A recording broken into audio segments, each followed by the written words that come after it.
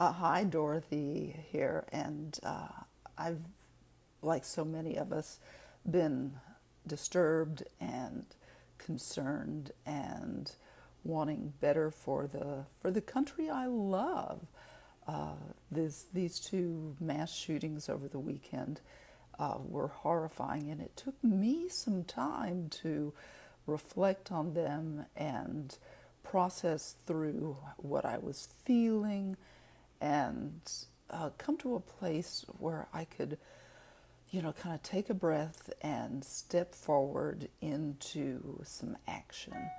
And to me, uh, the gift of a challenge is to grow through it. And we do live, no matter what part of the political spectrum you call home, we do live in times that are challenging right now.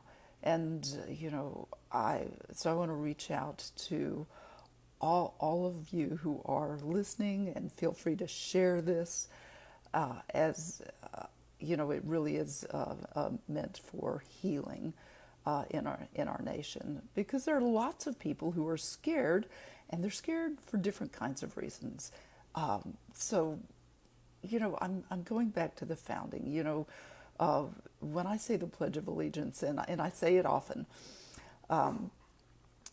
it's liberty and justice for all, and that is an aspiration that we have been living into as a nation for a long time. It's a lofty goal, and there are places and ways in which we can kind of fall back and forget that goal.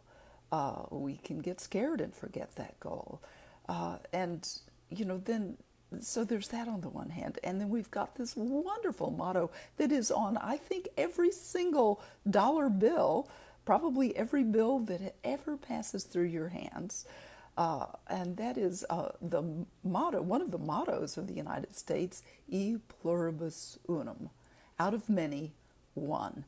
And the thing that is so important for us as a nation is to really hold true to our founders' truths and intent, that we stick together, that we hold together, and then there will be some of us who are just not in with that. And so what do we do about those few people who show up and do things like we saw over the weekend in El Paso, Texas, my home state of Texas, which just breaks my heart. And I'm broken again for our sisters and brothers in Dayton, Ohio.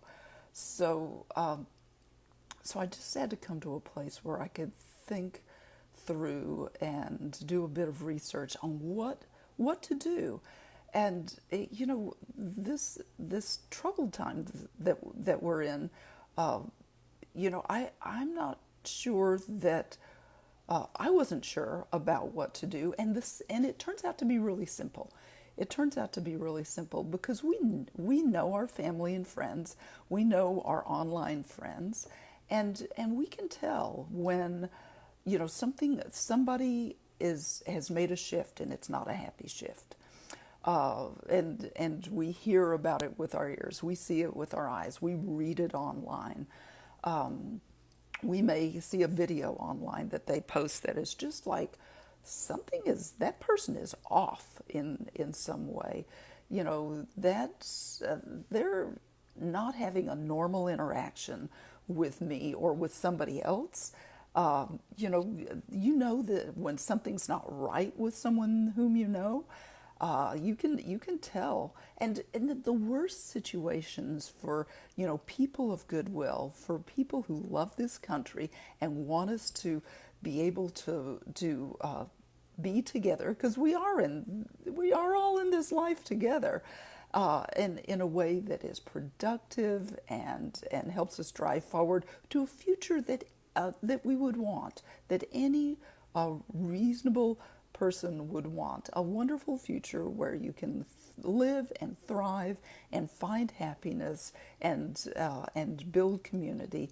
Those are the things that are fundamental to human life.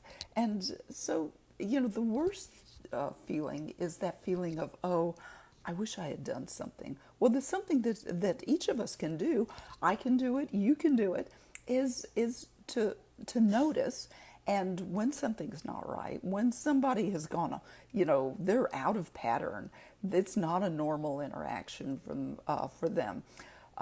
Instead of saying, I wish I had spoken to a family member, I wish I had called the cops, I wish I had spoken with a pastor, I wish I had called, the authorities in some way, is to do that, to simply do that. Your local police department wants to know if somebody has gone from being their normal self to talking about things that could cause mayhem in your town.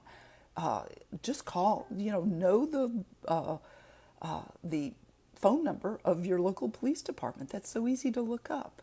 Put it in your phone so that you can call just in case, and of course, you can always look it up.